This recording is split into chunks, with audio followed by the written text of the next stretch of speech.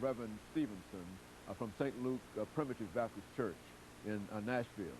And of course, gentlemen, before we had our final commercial break, we promised that we'd give you an opportunity to talk about the organization and your efforts to try to create a national consciousness through this organization to somehow seize all of this gun violence. Let's talk about that. Well, first of all, I'd like to thank Frank for allowing us to come together.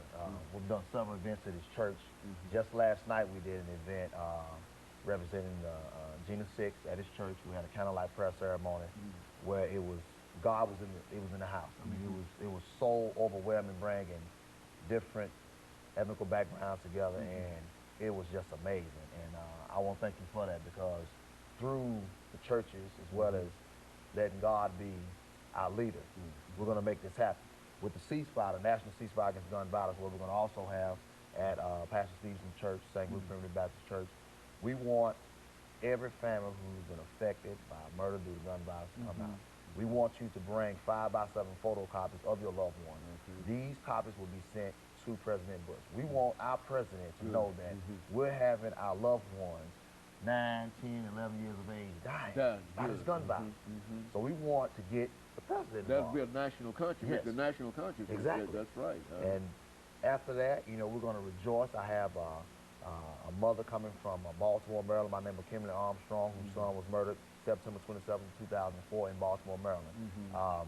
She's doing the same type of efforts that I'm doing here in Nashville, in Baltimore, so she's going to be our guest speaker. But we want everyone to come out. We want people who hadn't been affected to come out and join us. You know, we want you to bring your children. This is a time to educate. This is a time for us to sit down and say, hey, you know, if your child is involved with any type of negativity, or may not be involved in any type of negativity, where there may be some gun violence or a gun around, that could take your child's life.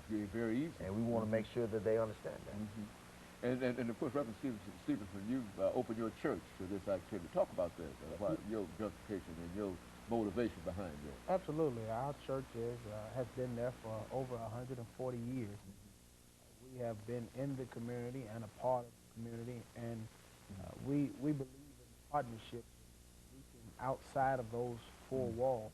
So we're excited about the opportunity to open up our doors and share this experience of standing together for such a cause. And you know, we're really saying as a church, we're saying as a community that we want to be proactive and not just reactive. And so we're saying we want to step up to the plate and challenge the consciousness of our fellow Nashvilleians, our fellow Tennesseans, and the consciousness of this United States and the president of these United States. And we're saying that we're not giving up on our young people. And I think Gina 6 was an example of that, where an entire community says we're just not going to give up on our young people.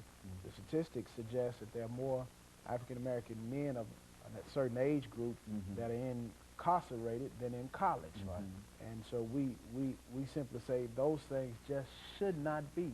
And so we're gonna continue to work to change those directions. We're challenging, just like we're challenging Jenna to release our young men and treat them fairly. We're challenging the consciousness of those young men to move to the next level.